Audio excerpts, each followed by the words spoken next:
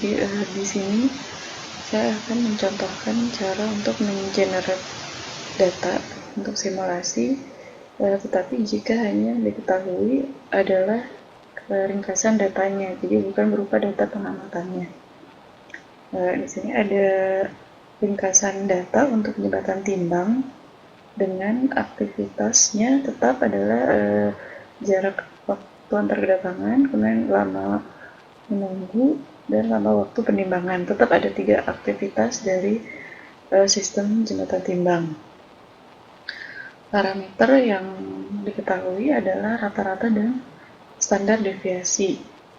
Jadi ada rata-rata dan standar deviasi untuk jarak waktu antar kedatangan, rata-rata dan standar deviasi untuk lama waktu menuju jembatan, dan rata-rata dan standar deviasi untuk lama waktu penimbangan. Tercantum juga distribusi ringkasan datanya. Jadi di situ jarak waktu antar kedatangan dan lama waktu menuju timbangan adalah eksponensial distribusinya, sedangkan lama waktu penimbangan adalah distribusinya normal. Nah, distribusi ini penting untuk diketahui agar kita bisa mengenerate data. Jadi walaupun kita tidak tahu data pengamatannya, tapi datanya nanti bisa kita bangkitkan atau kita generate dengan membangkitkan variat random. Nah, tapi sebelum membangkitkan variat random, kita harus terlebih dahulu membangkitkan fraksi desimal random atau random number. Nanti akan saya tunjukkan bagaimana caranya untuk membangkitkan fraksi desimal random. Nah, parameter yang harus diketahui untuk membangkitkan fraksi desimal random adalah dengan menggunakan parameternya tadi rata-rata dan standar deviasi.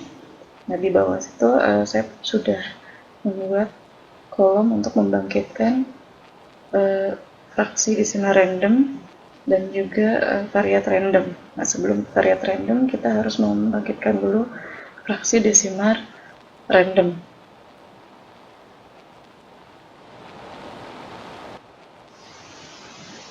Nah, tadi untuk membangkitkan fraksi desimal random, saya akan beralih dulu ke worksheet yang lainnya untuk mencontohkan cara mengenerate fraksi desimal random. Nah, ini worksheetnya ya.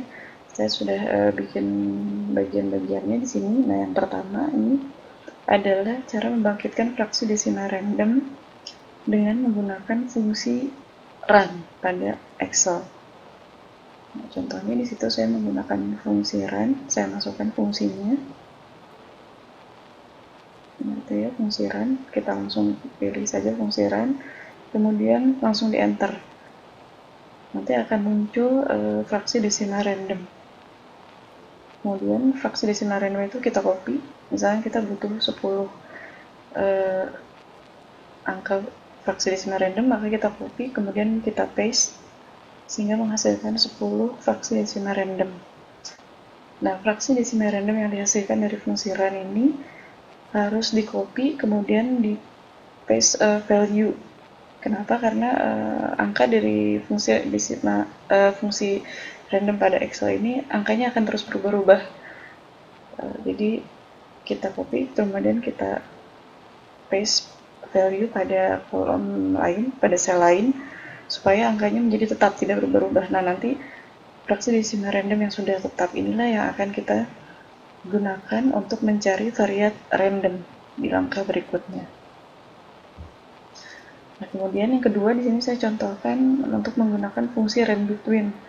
Nah, run between ini juga untuk menghasilkan random number tapi dengan rentang angka tertentu. Jadi kita di sini masukkan batas bawahnya dan batas atasnya. Nah, jadi setelah bottom dan juga top ya. Kita masukkan bottomnya misalkan 1, berarti yang paling bawahnya ini angkanya adalah 1. Kemudian misalkan yang paling atas, range atasnya angkanya adalah 1000. Nanti random number yang muncul angkanya antara 1 sampai 1000. Kemudian sama, kita copy, kalau kita butuh 10 random number, maka kita copykan. kemudian di paste seperti biasa ya, nanti akan keluar random number sesuai dengan jumlah yang kita butuhkan. Nah ini juga sama, harus di copy, kemudian di paste value di sel yang lain supaya dia angkanya tetap tidak berubah-ubah, karena angka hasil random itu juga akan terus berubah-ubah angkanya kalau tidak di copy dan di paste value. Jadi ini angkanya sudah tetap ya, yang sudah di paste value ini tidak akan berubah-ubah. Nah,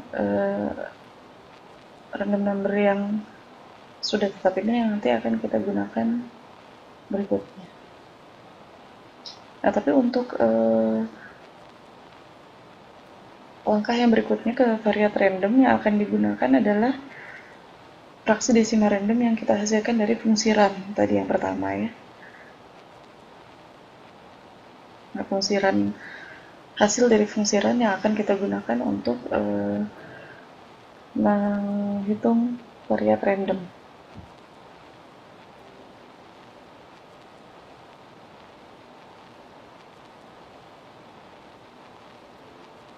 Kemudian saya akan menunjukkan cara untuk membangkitkan variat random. Jadi kalau kita sudah punya fraksi desimal random atau random number, baru kita bisa membangkitkan variat random atau data X-nya menggunakan fungsi inverse dari distribusi. Nah, di sini distribusi itu memiliki parameter. Parameternya di sini saya cantumkan ada rata-rata atau mean, ada standar deviasi, kemudian ada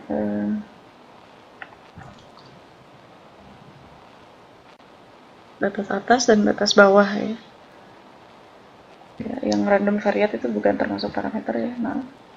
Nah, kemudian saya akan menjelaskan fungsi inverse untuk distribusi normal, log normal, eksponensial, dan juga uniform continue. Fungsi inverse untuk distribusi normal ini fungsinya langsung ada pada Excel, jadi tidak manual. Fungsinya adalah norm in, ya, norm inv itu fungsinya. Kita pilih fungsi itu. Nah, di situ kita harus masukkan probability, mean, dan juga standar deviasi. Probability di sini adalah fraksi desimal random yang tadi sudah dihasilkan. Jadi biasanya saya notasinya U ya, fraksi desimal random. Jadi yang probability kita masukkan fraksi desimal random yang pertama misalkan. Kita masukkan. Kemudian mean-nya itu adalah rata-rata. Kita masukkan rata-rata. Kemudian kita masukkan standar deviasi. Jadi untuk distribusi normal, parameternya adalah rata-rata dan standar deviasi. Kemudian kita enter. Nah, angka yang muncul setelah kita enter dari fungsi norm inverse itu adalah data yang dibangkitkan atau variat random yang dibangkitkan untuk data yang distribusinya normal. Nah,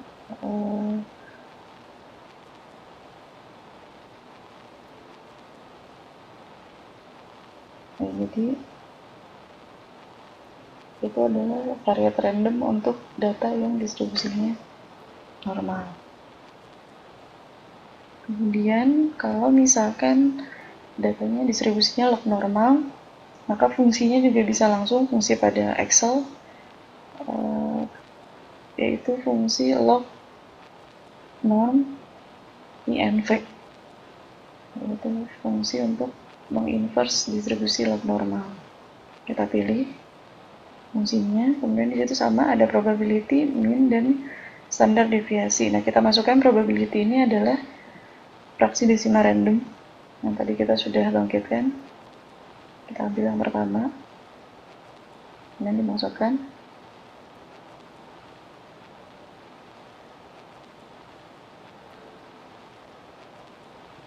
Nah, kemudian mean dan standar deviasi juga kita masukkan dan enter. Nah, muncul angka. Nah, ini juga angka yang data pertama yang dibangkitkan kalau datanya terdistribusi log normal.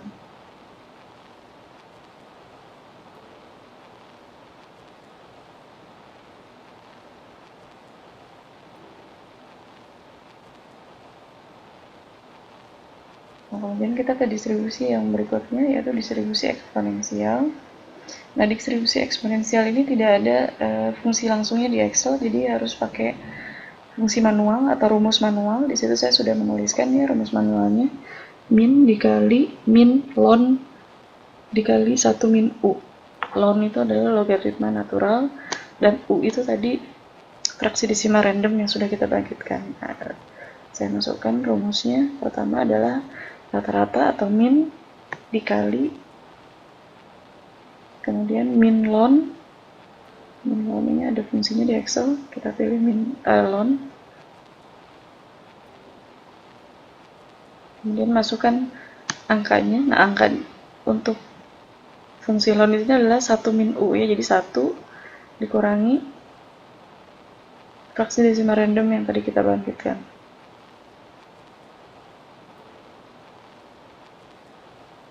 Kemudian kurung tutup, enter. Nah, muncul angka. Nah, itu adalah data yang dibangkitkan untuk data yang terdistribusi eksponensial.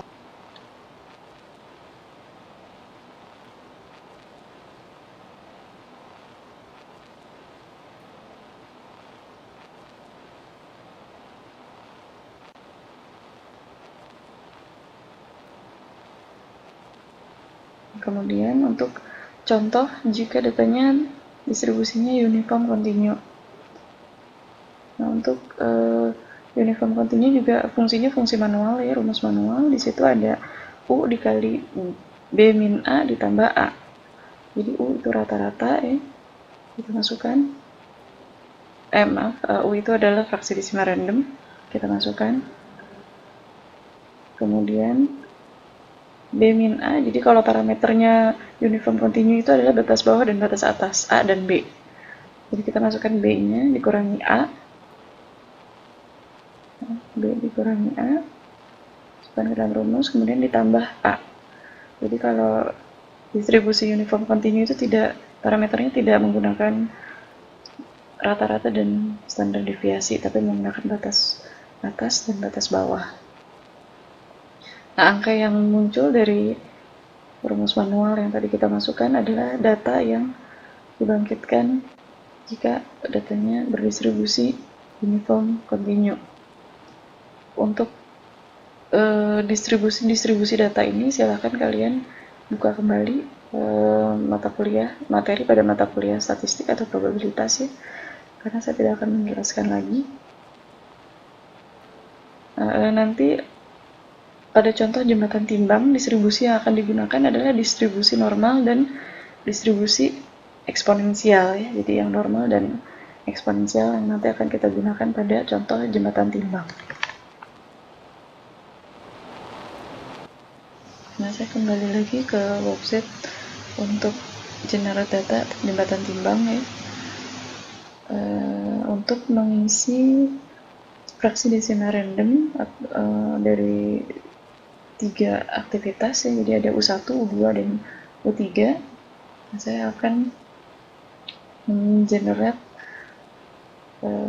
fraksi desimal randomnya dengan menggunakan fungsi run langsung di akhirnya. Pertama untuk U1 ya, jadi ini langsung fungsi run, kemudian dipilih fungsi runnya, kemudian di enter.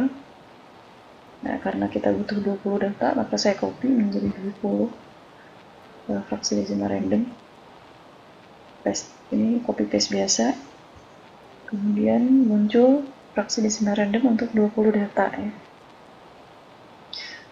Nah, kalau jumlah datanya sudah sesuai, maka kita copy dan kita paste value di kolom untuk U1 ya. Fraksi desimal random untuk waktu antar kedatangan. Nah, itu sudah di paste dan sudah tidak akan berubah angkanya ya.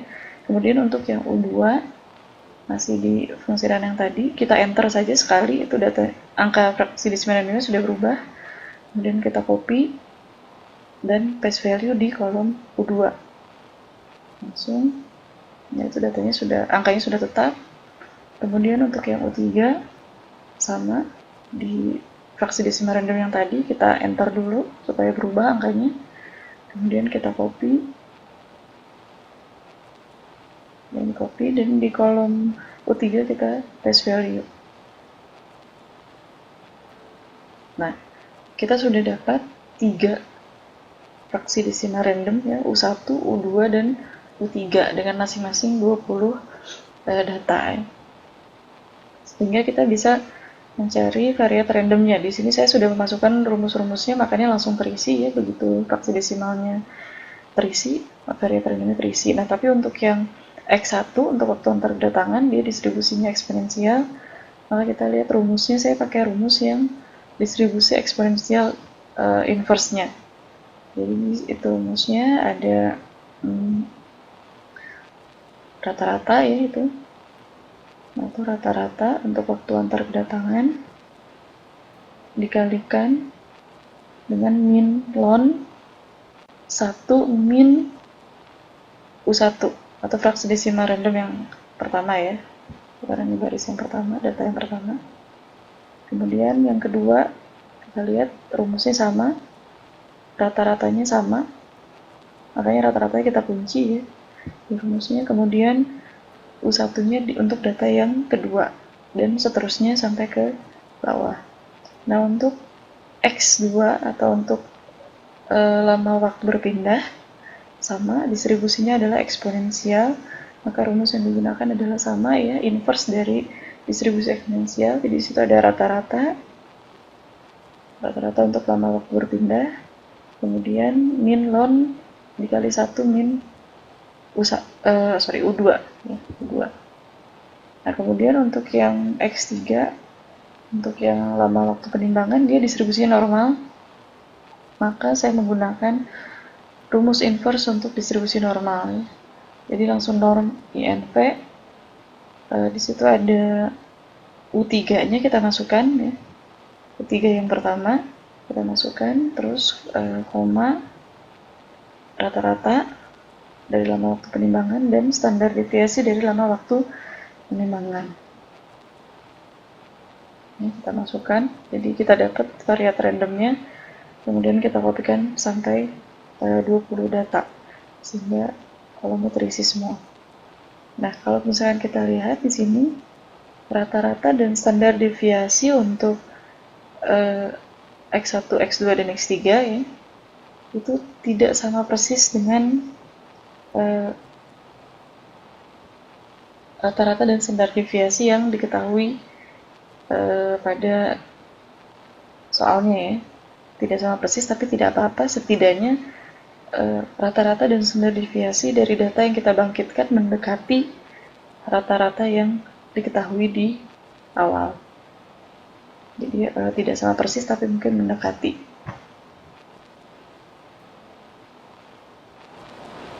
Nah, setelah kita mendapatkan variat random untuk ketiga aktivitas, maka kita beralih ke tabel simulasi. Nah, tabel simulasi ini sama persis seperti yang sudah saya jelaskan pada video sebelumnya tentang ilustrasi simulasi jembatan timbang. Jadi sama, ini ada 9 kolom. Kemudian untuk kolom yang pertama, waktu antara kedatangan itu dipindahkan dari variat random yang pertama. Jadi datanya sama ya, yang memindahkan data saja. Kemudian untuk waktu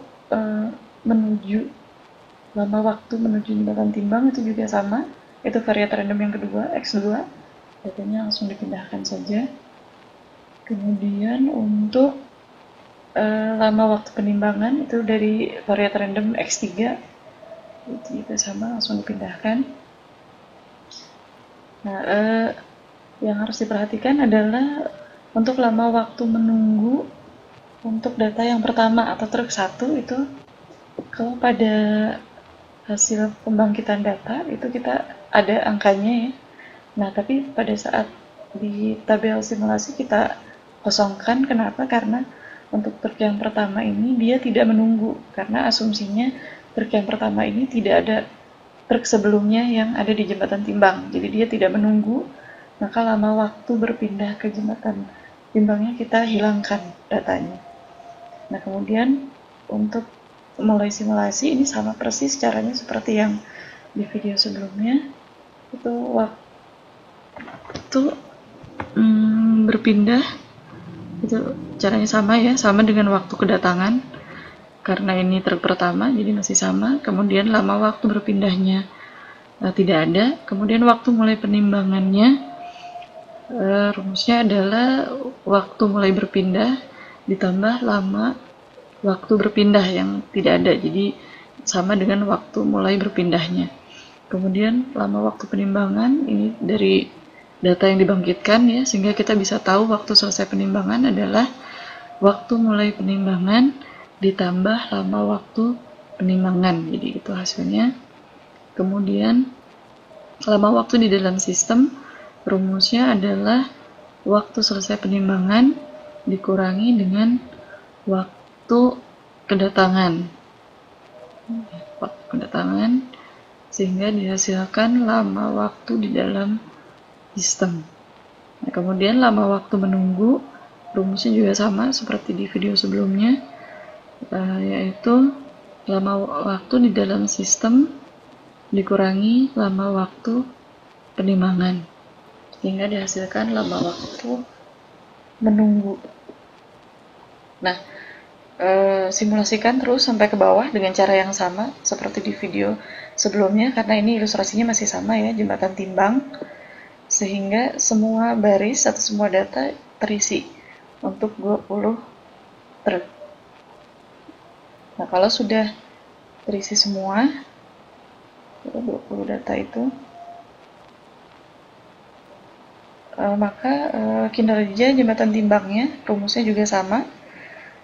Itu kita dapatkan dari total waktu yang digunakan untuk menimbang 20 truk, ya, itu dibagi dengan waktu kerja untuk melayani 20 truk.